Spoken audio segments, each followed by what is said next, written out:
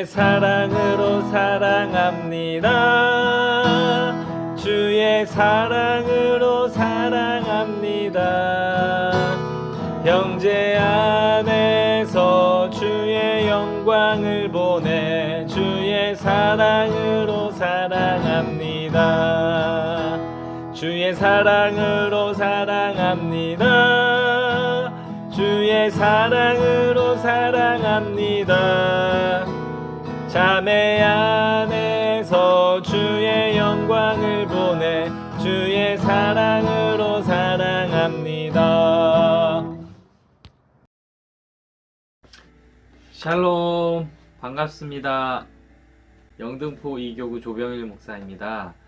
오늘 두 번째 강의 시간을 통해서 우리는 첫 번째로 성경적인 부부의 모습에 대해 배울 것입니다. 그리고 두 번째로는 성경적인 부부, 행복한 부부가 되기 위해 남편과 아내가 함께 노력해야 할 것과 각자 감당해야 할 역할에 대해 배울 것입니다. 그럼 강의한 첫 번째 쪽을 보겠습니다. 마음문 열기에 미국의 32대 대통령 루즈벨트의 이야기가 있습니다. 그는 젊은 시절 갑자기 소아마비에 걸려 휠체어를 타게 되었습니다. 다리는 쇠붙이에 고정시켰습니다. 왕성한 정치 활동을 하다가 하루아침에 그렇게 되어 깊은 절망감에 빠져 방에만 갇혀 지냈었다고 합니다. 그러던 어느 날 며칠 동안 내리던 비가 그치고 하늘이 맑게 개었을 때 그의 아내 엘레나는 루즈벨트에게 휠체어를 타고 나가자고 산책을 권유했습니다. 산책을 같이 하며 엘레나는 다정하게 말했습니다. 비가 오거나 흐린 날 뒤에는 꼭 이렇게 맑은 날이 오지요. 당신도 마찬가지예요. 지금의 이 시련은 더 겸손하게 맡은 일을 열심히 하라는 하나님의 뜻일 거예요. 우리 조금만 더 힘을 내요. 나는 불구인데 그래도 당신은 날 사랑한단 말이오. 나는 당신에게 불편만 끼치는데. 무슨 그런 섭섭한 말씀을 하세요. 그럼 내가 그동안 당신의 다리만 사랑했단 말인가요? 저는 당신의 모든 것을 사랑해요. 엘레나는 그의 손을 잡으며 말했습니다. 이 말은 열등의식과 패배감에 사로잡혔던 루즈벨트에게 용기를 주었고 그는 불구의 몸을 극복하여 예전보다 더 왕성한 정치 활동을 하며 대통령을 연속해서 4번이나 했다고 합니다. 엘레나는 진심 어린 말 한마디로 남편을 세워주었습니다. 눈에 보이는 물질이나 다른 어떤 것으로 남편을 도운 것이 아닙니다. 말 한마디 한마디가 이렇게나 중요합니다. 사람을 바꾸는 것입니다. 부부간의 격려와 위로가 큰 힘으로 다가올 수 있는 이유는 무엇일까요? 그만큼 부부는 가장 가까운 곳에 있는 존재이기 때문에 정말 영향을 크게 주고 받는다는 것입니다. 한 몸이나 마찬가지죠. 부부 일심동체. 배우자가 서로의 부족함을 위로와 격려로 감싸준다면 큰 능력을 발휘할 것입니다. 반면에 서로를 정죄하고 비난한다면 그 어떤 관계보다 상처받기도 쉬울 것입니다. 그만큼 가깝습니다. 1번, 성경적인 부부의 조건을 보겠습니다. 하나님께서 만물을 창조하시고 아담과 하와를 만드시고 가정을 만드셨습니다. 창세기의 말씀을 중심으로 성경적인 부부의 조건에 대해 알아보겠습니다. 독립입니다. 창세기 2장 24절 함께 읽어볼까요? 이러므로 남자가 부모를 떠나셨습니까? 얼마나 완전하게 떠났다고 생각하십니까? 가정마다 사정이 있겠지만 결혼 후에 과도한 부모님에 대한 의존은 성경적이지 못하고 문제를 일으키는 원인이 자주 되는 것을 접할 수 있습니다. 여기에는 독립에는 크게 3가지 의미가 있습니다. 육체적으로 떠난다. 실제로 다른 집에서 사는 것을 말하죠. 심리적으로 떠난다. 독립된 인격체로서 선택에 대해 스스로 결정할 수 있어야 합니다. 부모님의 지혜를 배워야 하지만 중요한 결정을 모두 부모가 정해주어서는 안 되는 것이죠. 경제적으로 떠난다. 이 부분도 쉽지 않은 문제인 것 같은데요. 한 번에 이루지는 못하더라도 단계적으로 능력을 길러 자립해야 되겠죠. 연합입니다. 배우자를 위해 자신을 헌신하고 조화를 이루는 것이 연합입니다. 서로의 단점을 용납하고 보완하여 한 몸을 이루기 위해 나아가는 것을 말합니다. 그 밑에 말씀 같이 읽어보겠습니다. 아내와 합하여 둘이 한 몸을 이룰지로다. 그런즉 이제 둘이 아니요 한 몸이니 그러므로 하나님이 짝지어 주신 것을 사람이 나누지 못할지니라 하시니. 성숙한 인격은 다른 인격과 조화와 일치를 이루어냅니다. 연합한다는 것은 한시적인 의미가 아니라 영원한 것입니다. 육체적인 연합만을 의미하는 것이 아니라 경제생활이나 가치관에 있어서까지 하나가 되어야 함을 말하는 것입니다. Not success, but service. 2012년에 제가 결혼하면서 신혼집에 붙여 놓았던 문구인데요. 성공이 아니다, 섬김이다. 성공보다는 섬김을, 인생을 성공을 위해서 살지 말고 섬기면서 살자. 예수님의 사랑으로 섬기며 살자. 얼마나 멋지고 또 아름다운 말입니까? 물론 쉽게는 되지 않더라고요. 올해가 벌써 2020년 12월이니까 세월이 벌써 많이 흘렀는데 몇 년 만에 이 문구를 다시 발견하게 되었습니다. 그래서 이번에 다시 저희 집 현관문에 붙여놓았습니다. 다시 도전해 보려고요. 성공만을 위해 살지 말고 섬기며 사랑하며 예배하는 삶이 다 되시기를 축복합니다. 화이팅! 자, 돕는 배필입니다. 우리는 지금 성경적인 부부의 조건에 대해 배우고 있습니다. 돕는 배필의 의미에 대해 강의 안에 잘 기록해 놓았는데요. 부부는 서로에게 돕는 배필입니다. 한쪽만 돕는 배필이 아니라 서로에게 돕는 배필입니다. 특히 상대방의 단점을 잘 찾아 고치는 것이 돕는 것이 아니라 서로 보완해 주는 것이 돕는 것을 말합니다. 때로는 정답을 찾지 않아도 될 때가 많이 있습니다. 그냥 같이 옆에 있어주며 또 귀 기울여주고 같이 공감해주고 견뎌주는 것, 그것이 문제를 해결하는 것보다 더 중요한 때가 많이 있다는 것을 배우게 되는 것 같습니다. 친밀함. 말씀 같이 읽어보겠습니다. 아담과 그의 아내 두 사람이 벌거벗었으나 부끄러워하지 아니하니라. 벌거벗었으나 부끄럽지 않았던 것처럼 솔직하고 감출 것이 없는 부부 사이가 되기를 바랍니다. 순진한 아이들같이 친밀할수록 소통이 더 잘 되는 부부일 것입니다. 연약함과 허물이 있더라도 친밀함이 깨지지 않도록 서로에게 솔직하며 서로의 약점을 잘 보듬고 도울 수 있기를 바랍니다. 네. 지금까지 성경적인 부부의 조건에 대해 알아보았습니다. 독립, 연합, 돕는 배필, 친밀함. 네. 이러한 것들에 대해 나눔 시간에 서로의 느낀 점을 교구장님과 함께 나누어 보시기 바랍니다. 두 번째로 행복한 부부가 되기 위한 노력에 대해 알아보겠습니다. 서로의 다름 받아들이기. 우리 모두 다릅니다. 달라서 화합하기가 어렵죠. 하지만 다르다는 것은 더 나은 점들을 배울 수 있는 계기가 되기도 합니다. 부부가 서로 다른 점을 인정하고 성장의 발판으로 삼으시기를 바랍니다. 칭찬하고 격려하기. 아주 중요합니다. 한국 사람이 잘 안 되는 것 중에 하나. 많이 들었죠? 칭찬과 격려. 잘 안 됩니다.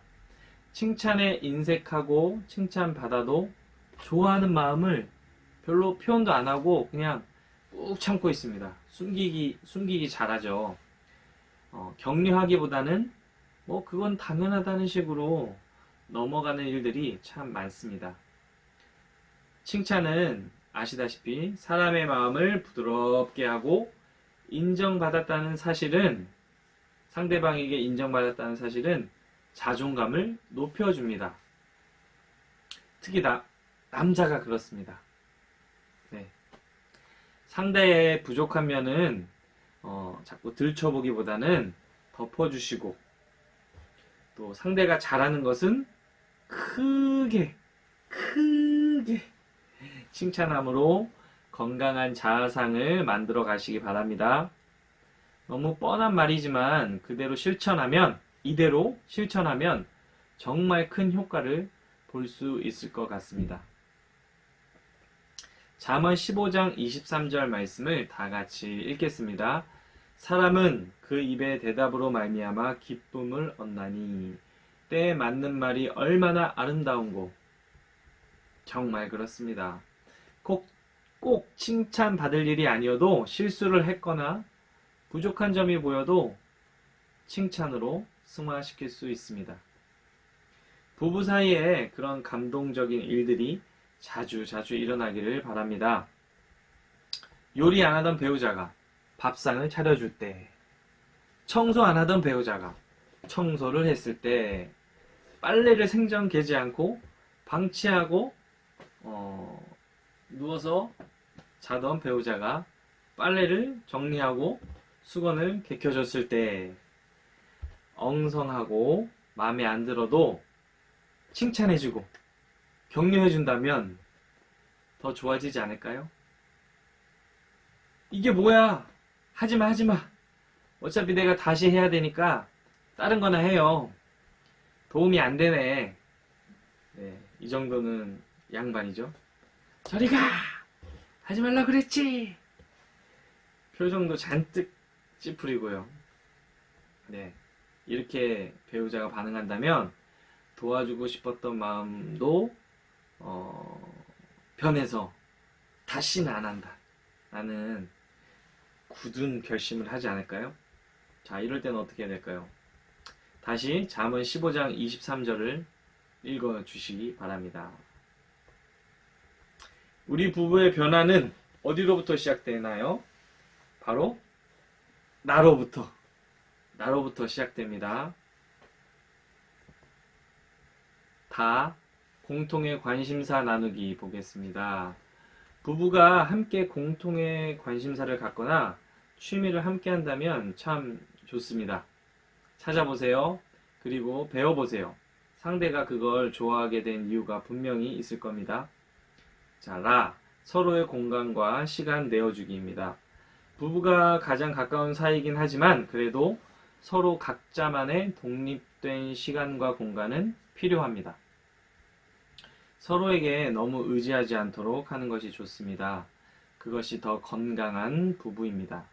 스스로를 위한 자기 개발도 계속해서 쭉 하면 참 좋겠습니다.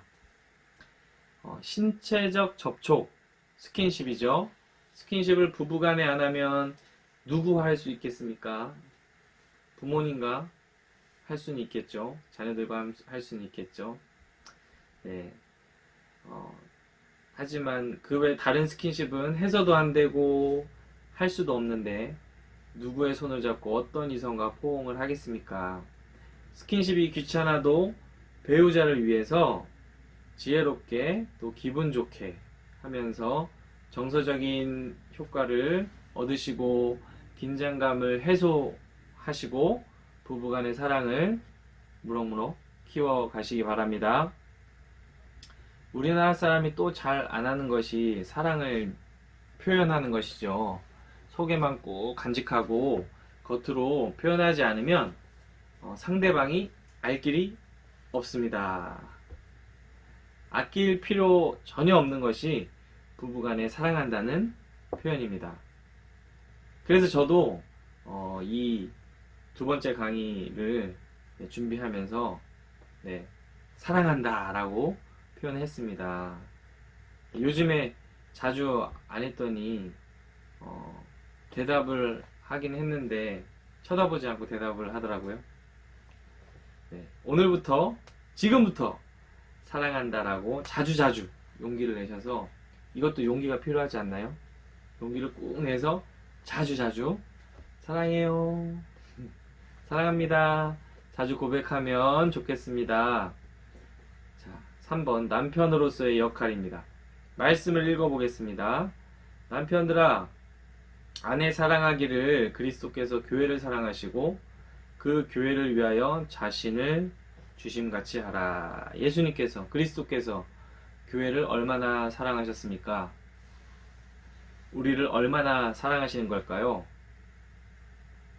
좋을 때 좋은 건 누구나 다 좋을 겁니다.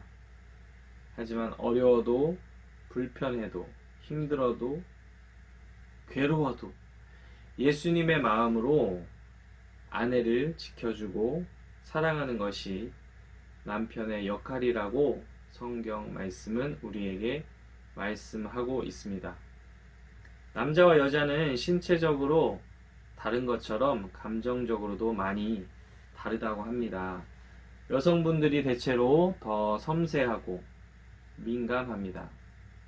또 상대적으로 연약한 존재입니다. 남편은 자기 기준으로 아내를 대하고 생각하려 하지 말고 아내의 입장을 늘 생각하면서 대하려고 노력해야 합니다. 그렇게 다 잘 못해도 노력한다면 그 열심을 아내는 분명히 알아채고 감동할 것입니다. 아멘. 자, 네 번째, 아내로서의 역할 보겠습니다. 성경은 남편이 아내의 머리와 같다고 증거합니다. 아래 말씀 읽어보겠습니다. 이는 남편이 아내의 머리됨이 그리스도께서 교회의 머리됨과 같음이니 그가 바로 몸의 구주시니라. 아내들은 남편에게 신뢰를 바탕으로 기쁜 마음으로 순종하게 되시기를 간절히 바랍니다. 자칫하면 오해를 불러일으킬 수 있습니다. 남편의 아내 사랑과 아내가 남편에게 순복하는 것은 진정 서로 사랑하기 때문에 서로의 부족한 점을 보완하기 위한 방법일 뿐입니다. 서로의 권리만 주장하는 부부가 아니라 예수님께 초점을 맞추며 서로가 잘못된 것을, 내가 잘못한 것을 주님께 고백하고 부족한 것은 주님 앞에서 고쳐 나가시기를 바랍니다. 가정에서 아내의 지혜는 매우 중요한 역할을 합니다. 어떻게 보면 이제 어머니의 역할이 되는 것이죠. 여성은 남성에 비해 섬세하여 다른 가족 구성원이 생각하지 못하는 부분까지 고려하여 가정을 이렇게 꼼꼼하게 챙길 수 있습니다. 아내가 온유함과 따뜻함으로 남편을 대한다면 그 가정은 늘 화목한 기운이 넘쳐날 것입니다. 그런 가정들이 되시기를 예수님의 이름으로 간절히 축원합니다. 남편으로서의 역할, 아내로서의 역할, 그렇게 해야지라고 생각만 마시고, 그렇게 하면 좋겠지라고 생각만 하지 마시고, 오늘부터, 지금부터 바로 당장 할 수 있는 것부터 시작하시기 바랍니다. 갈수록 잘못된 습관은 점점 더 고치기 힘들고 바로잡기가 힘들어진다는 거 잘 아시죠? 나이가 들수록 우리 부모님 세대 또 그 윗세대 인생을 오래 살면 오래 살수록 자신만의 방법이 고착화되기 때문에 더 고치기가 힘들어집니다. 지금이 언제부터가 가장 빠를까요? 지금이 가장 적당한 때고 지금이 가장 빠른 시기입니다. 오늘부터 시작하기 바랍니다. 자, 이제부터 나눔을 교구별로 교구장님과 함께 줌이나 그런 온라인을 통해서 하시면 되겠습니다. 오늘 강의를 듣고 어떤 마음이 들었는지, 가족에게 어떤 실천사항을 적용해 보면 좋을 것인지 교구장님과 함께 나눠보시면 좋을 것 같습니다. 강의한 마지막 한번 보시겠어요? 강의한 마지막에 보면 행복한 부부를 위한 남편의 계명, 아내의 계명이 실려 있습니다. 굉장히 유익한 내용인 것 같은데 같이 한번 읽어보고 강의를 마치도록 하겠습니다. 행복한 부부를 위한 남편의 계명. 남편은 아내를 사랑하기 위해 여자들의 마음을 이해해야 합니다. 여자들은 다른 여자에게 눈길을 돌리지 않고 오직 자기만을 사랑해줄 남자를, 그리고 자신이 존경할 수 있는 남자를 원합니다. 남편은 권위적인 자세가 아닌 아내가 의지할 수 있는 든든한 보호자가 되어야 합니다. 1. 아내의 말을 끝까지 다그치지 말고 자상하게 들어주세요. 수시로 말이나 신체적인 접촉으로 애정을 표현하세요. 남편 허락 없이 마음대로 쓸 수 있는 돈을 아내에게 따로 주세요. 아내의 연약함을 이해하고 가사 노동을 도와주세요. 5. 아내가 자신에게 인정받았고 소속되어 있다는 것을 느끼게 해주세요. 6. 아이들에게 관심을 갖고 함께 놀아주세요. 7. 하나님 안에서 기도하고 결정하는 모습을 보여주세요. 자, 행복한 부부를 위한 아내의 계명. 아내가 남편을 이해하기 위해서는 남자의 감정이 언제 어떻게 움직이는가를 알아야 합니다. 남자는 자신이 존경받는 것도 좋아하지만 자신이 하고 있는 일을 인정할 때, 하고 있는 일을 인정해 줄 때 사랑을 느낍니다. 아내는 남편을 진심으로 사랑하고 그를 위해 헌신해야 합니다. 1. 남편 앞에서 한숨을 쉬지 마세요. 자신의 외모와 마음을 끊임없이 가꾸세요. 3. 남편을 아이들 앞에서 높여주고 칭찬해주세요. 4번째, 남편을 다른 사람과 비교하지 마세요. 5. 자녀 교육과 가정 생활에 대한 양서를 읽고 적용하세요. 6. 매일 구체적인 내용을 가지고 감사하다는 말을 하세요. 7. 하나님을 잘 믿는 모습을 보여주세요. 이상입니다. 영등포대교구 3450 리더 훈련학교 참여해 주셔서 감사합니다. 영스파워 화이팅! 때부터 해가 지는 때까지 주의 아름다움은